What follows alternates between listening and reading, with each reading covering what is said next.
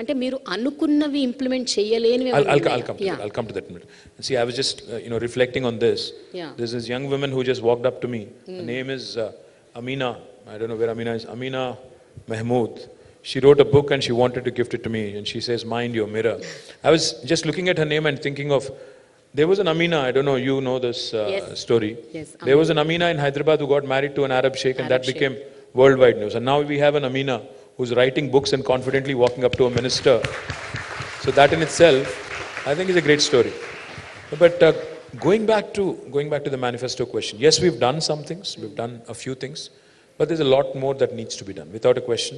I'm not trying to evade an answer.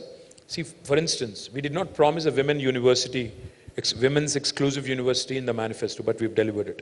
We did not promise a Kalyan Lakshmi and a Shadi Mubarak in our manifesto, but we delivered it.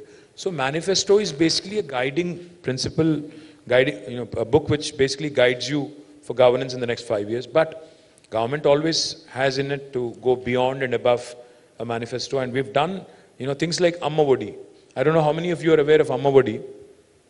Amma Vodi ane concept enti ante literally door step దగ్గరికి వెళ్ళి ఒక pregnant లేడీని pickup చేసుకుని చెకప్కి తీసుకొచ్చి ఆమెకు కావాల్సిన nutrients అన్నీ ఇచ్చి మళ్ళీ ఇంటి దగ్గర దిగబెట్టి మళ్ళీ తర్వాత డెలివరీకి కూడా ఇన్స్టిట్యూషనల్ డెలివరీకి picking up from the doorstep and then dropping her again back along with the child at her doorstep. This is the most humane thing that I think my government has done. As a result, institutional deliveries have increased, infant mortality has reduced, maternal mortality also has reduced. And most importantly, young women are getting the much needed nutritious food. And the other thing I also will tell you, I'm working on something which is interesting and quite exciting.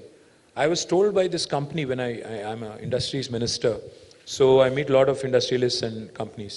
So Bharat Serum anukunta company peru. They had come to meet me for their expansion, etc.